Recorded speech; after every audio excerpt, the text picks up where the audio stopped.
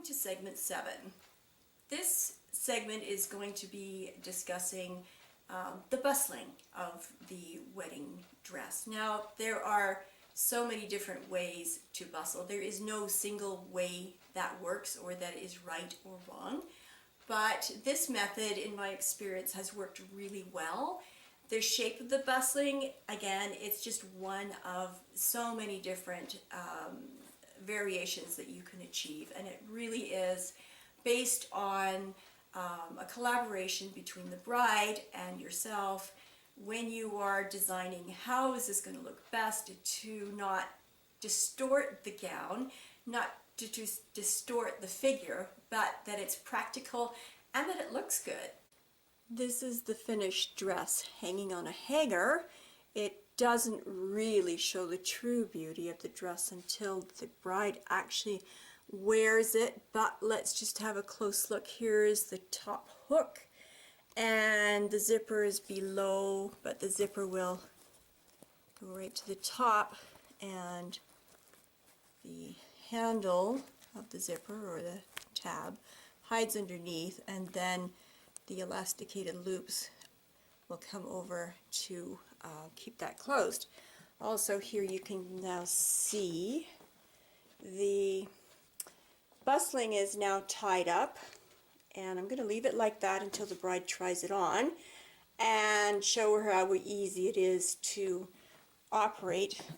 Many people have heard me say this. For those who are helping and going to be tying the bustle up, they need to be able to do it after a few glasses of wine. So it needs to be really simple and straightforward, so there's no guessing game there. And it also needs to be secure so that when the bride is wearing the dress and walking around, that it doesn't come undone. I'll go into that a little bit later, a little bit more later. So we're looking at the bustling mechanism from the inside, and you can see they're all ties and loops. So we'll just show you the loops. They're transparent loops, and they're sewn on by hand at key points so you don't see it from the outside.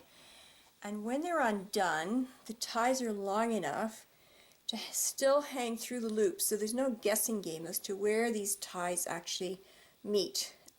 So I'll just show you on this one, as it's almost undone, that when we untie this and we lay this out straight, there, now I've got it and it's come undone.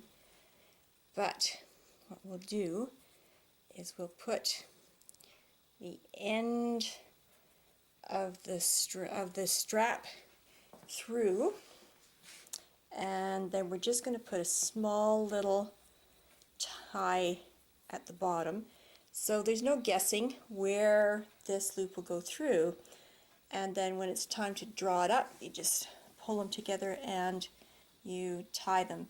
You have to make sure though that when these ties are hanging long, that they don't peek out by accident, which they don't. We've tried that.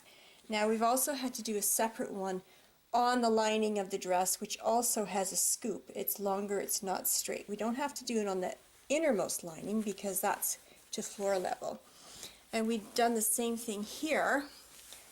Is we've got a little blue tie, and when it is not tied up and it's just hanging straight like this, the actual distance between the loop and the tie, well, let's see, the tie is a little bit longer so that there is no guessing as to where that goes through.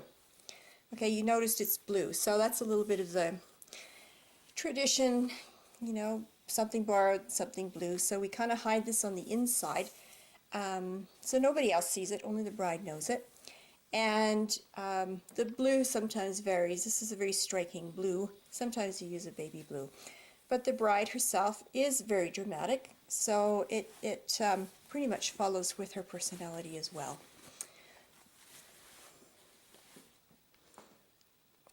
Another little detail that you may not want to overlook is the strap behind the zipper that we've added to add the hook has also been beaded so that it doesn't look bare underneath it. If it does show, that what you will see is the beading from the rest of the dress. And here you can see that the front of the dress, we've maintained the overall style but added a little bit more coverage, and when this is worn it spreads apart a little bit, so it doesn't actually quite meet, but it almost meets, and it follows down, and no one will ever know that it wasn't that way to begin with.